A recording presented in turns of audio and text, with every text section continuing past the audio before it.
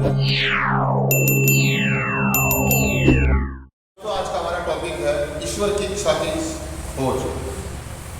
हम विशेष चीजों के लिए प्रार्थना करते हैं, संयम, सावधान रहना सीखते हैं। अपने एडिक्शन के दिनों में हमने आमतौर से अपने लिए ईश्वर की इच्छा को जानने और उस पर चलने की शक्ति पाने के लिए कभी प्रार्थना नहीं की। इसके विपरीत हम उस जंजाल से मुक्त होने की ही प्रार्थना करते थे, जिससे हमने स्वयं अपने हाथ चारों तरफ ढूंढ लिया था। हम अपेक्षा करते थे कि कुछ मांगने से ही चमत्कार होगा, पर जैसे ही हम 11वें कदम पर अमल करना शुरू कर देते हैं, हमारी उस तरह की सोच और प्रार्थना बदलने लगती है। हम अपने लिए जो आफत मोल ले चुके हैं, उससे बाहर निकलने का एक ही रास्ता है, और वह है कि हम अपने से उच्चतर शक्ति के सामने पूरी तरह से समर्पण कर दें। दोस्तों, ईश्वर की इच्छा का ज्ञान, दोस्तों इसके लिए कह रहा है कि यार कि हम जब हम नशा करते थे जिन दिनों में, तो सिर्फ हमने वो जो जंजाल उठ रहा था, भगवान से प्रार्थना करते थे घनघोर एडिक्शन में, शुरुआती दौर में नहीं। दोस्तों, जब एक एडिक्ट को नशा करते करते काफ़ी लंबा समय हो जाता है, और जब वो चारों तरफ से टूटने लगता है, शरीर से, पैसे से, समाज से, इज्जत से, तो वो सोचता कि यार मैं क्या आफत मोल ले ली, और वो आफत से बाहर निकलने के लिए प्रार्थना करता भगवान से। उससे पहले कभी भगवान को नहीं पूछता था, वो कहता था मैं ही हूँ जो कुछ हूँ। एक एडिक्ट कहता मैं ही हूँ जो कुछ, हाँ, कोई भगवान नहीं है, कोई नहीं है। मम्मी पापा भी तुम हो कौन, तुमने करा क्या मेरे लिए, मुझे तुम्हारी जरूरत नहीं है, ज्यादा तंग करोगे घर छोड़ के भाग जाऊंगा। बीवी बच्चों को कहता मुझे तेरी जरूरत नहीं है, यार जरूर कहता तेरे जैसे बहुत मिलेंगे। लेकिन जब उसका डाउनफॉल आ जाता है, भरपूर एडिक्शन में आ जाता है, तो वो फिर सबकी तरफ देखना शुरू कर देता है, माँ बाप की तरफ, बीवी बच्चों की तरफ, है ना, सारी चीजें करना शुरू कर देता है, सबकी तरफ देखता है, माँ बाप की तरफ, बीवी बच्चों की तरफ, कोई मेरे को बचा ले, कोई मुझे मदद कर दे, कोई मुझे पूछे, कोई मेरे हाल पे तरस खाए, है ना, ऐसा ही कुछ होता है। और वो बस वो उसके दिमाग में ये बात आने लगती है कि यार मैं किस जंजाल में फंस गया, किस जंजाल में फंस गया, और फिर वो भगवान से प्रार्थना करना शुरू कर देता है। लोगों से कहता मुझे बचा लो, मुझे बचा लो, क्योंकि जब तक वो जोश में था तो उसने होश खो रखा था। अब जब जोश चला गया तो अब होश आया, अब तो वो कहा कि हम ईश्वर से, भगवान से प्रार्थना करते थे सिर्फ इसलिए कि इस जंजाल से, यानी कि मेरा नशा छूट जाए। हम जब प्रोग्राम में आते हैं, जितने भी लोग आते हैं, या हमारे घर वालों ने जो हमें यहाँ पर भेजा है, वो सिर्फ इसलिए भेजा है कि इसका नशा छूट जाए। प्रॉब्लम क्या है, दिक्कत क्या है, ये किसी को नहीं पता, मुझे भी नहीं मालूम थी कुछ। मैं जब इस कार्यक्रम में आया तो मैं भी ये कहता कि बस मेरा नशा छूट जाए, बाकी सब मैं संभाल लूँगा, बाकी मैं सब कुछ ठीक कर दूंगा। और मेरे परिवार वालों को भी ये लगता था कि ये तो बहुत अच्छा लड़का, बहुत मेहनती लड़का, पढ़ा लिखा है, ये तो बस, ये तो पता नहीं कैसे किसी यार दोस्त के चक्कर में नशेड़ी बन गया, नशा छोड़ दे तो ये हीरा।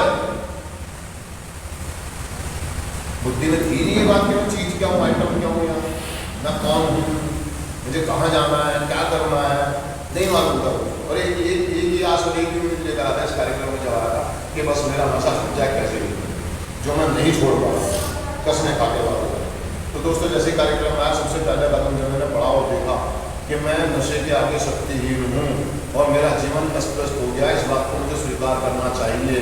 मैं कभी भी स्वीकार नहीं करूँगा। जैसे ही मैंने स्वीकार किया तो दोस्तों, मैं नशे से दूर होना चालू हो गया। अब आती है दूसरे कदम की बात, विश्वास।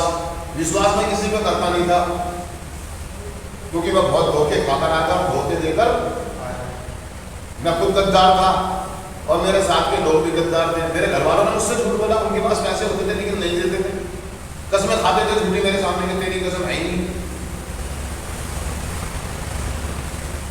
ताले लगा के छुपा के रखते थे, बटवा खाली रखते थे, माल कहीं और होता था। तो मेरे साथ भी धोखे हुआ, मैं भी धोखेबाज था। तो दोस्तों, दूसरा कदम में विश्वास करना बड़ी दिक्कत हो रही थी। किसी व्यक्ति पर विश्वास करना कि हमसे बढ़कर कोई सीनियर या कोई उच्च शक्ति है जो हमें शांत करेगी, हमारे मन बुद्धि को स्थिर करेगी। दोस्तों, दूसरा कदम भी कर लिया, लोगों के को देख के बातों चमत्कार होने पे किस्मत में था। अब आगे समर्पण की बात, अपने इच्छा और अपने जीवन को किसी के आगे समर्पण करना, अपनी मनमानियों को, अपने अहंकार को, अपनी जिद को, अपने स्वार्थ को, अपने लालच को, बड़ी प्रॉब्लम है। कहने का मतलब ये दोस्तों, मैं तो सोच रहा था कि नशा मेरी प्रॉब्लम है।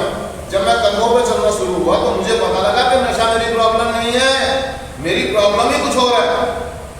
मैं जो बार बार नशे करता हूँ, मैं बार बार जो रिलैक्स होता हूँ, वो प्रॉब्लम नशा नहीं है, यार दोस्त नहीं है, समाज नहीं है, घर वाले नहीं है, परिवार नहीं है, सेंटर वाले नहीं है, मैं प्रॉब्लम खुद हूँ। वो जो बार बार मैं कसमें खाता था, किसी हॉस्पिटल में जाता था, किसी रिहैब में जाता था और वापसी आती मैं नशा कर लेता था, मैं ये सोचता था कि मैंने इसकी वजह से करा, इसकी वजह से करा, इसकी वजह से, मैं दूसरों को ब्लेम करता था। लेकिन इस कार्यक्रम में आने के बाद जब कर्मों पर काम करता पता लगा कि प्रॉब्लम मैं खुद हूँ, कोई दूसरा व्यक्ति प्रॉब्लम नहीं है।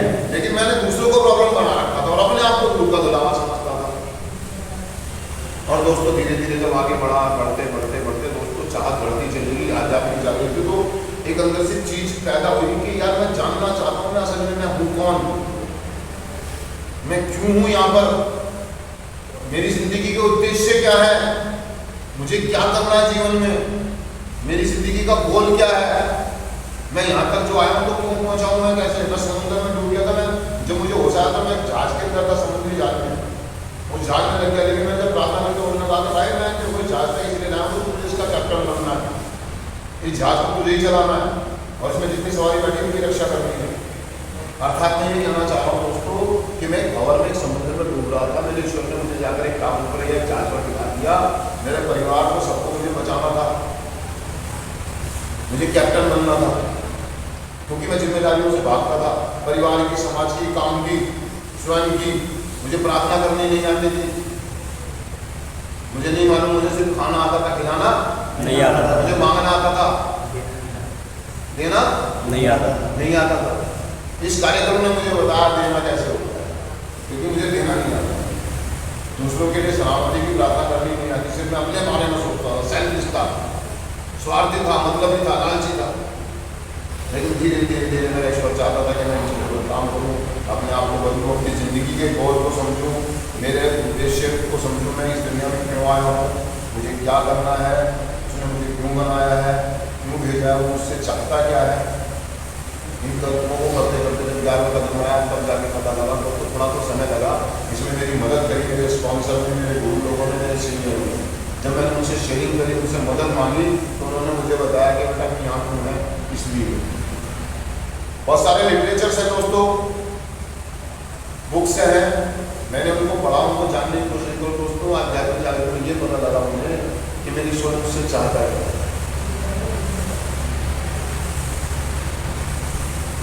नर सेवा नारायण, मैं सेवक हूँ, मैं मालिक नहीं हूँ, मैं शासन नहीं कर सकता किसी पे, मैं किसी को दबाते नहीं कर सकता, मैं सेवक हूँ और सेवा के लिए ही मेरे को लाया गया है। मैं सेवा करूँगा, क्या करूँगा, सेवा। जब तक मैं सेवा करूँगा मैं आगे जाऊँगा। अपने आप को जानना, पहचानना दोस्तों, ये 12 कदम बहुत गहराई तक मुझे जानने में मदद करते हैं, पहचानने में मदद, अपने आप को भी, दूसरों को भी, और मेरे परमपिता परमेश्वर उच्च शक्ति को भी, आए होगा और जो विद्यमान है यहाँ पर अभी है, इस समय है, उसको देखने में। और दोस्तों जब जब मैं उससे सवाल जवाब करता हूँ, प्रार्थना करता हूँ, तो मैं जब शांत होता हूँ तो मुझे उसके सवालों के जवाब सुनाई देते हैं। मैं द्वंद्व में होता हूँ, मेरे दिमाग में गुस्सा होता है, टेंशन होती है, बेमतलब की चिंताएं, बेमतलब की भगड़ियाँ लेता हूँ, तो मुझे कुछ सुनाई नहीं देता, किसी का समझ में नहीं आता, ना माँ बाप की बात समझ में आती है, ना दोस्तों की समझ में आती है, ना किसी की समझ में नहीं आती।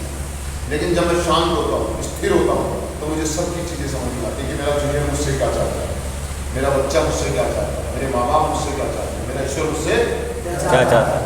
इसलिए मैं मेडिटेशन करता हूँ, ध्यान करता हूँ, प्रार्थना करता हूँ, मेरा अपना तरीका, मेरा अपना तरीका।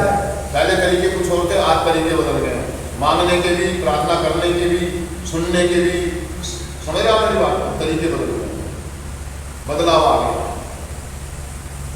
पहले तरीका कुछ और था, मैं जब किसी की मदद करता तो दिखावा करता था, शो ऑफ करता था। आज शो ऑफ करने की जरूरत नहीं है, वो देख रहा मेरे आए बार मुझे शक्ति देख रही है, मुझे किसी को दिखाने की, जताने की, बताने की जरूरत नहीं कि मैं क्या कर रहा हूँ, क्यों कर रहा हूँ, किस लिए कर रहा हूँ।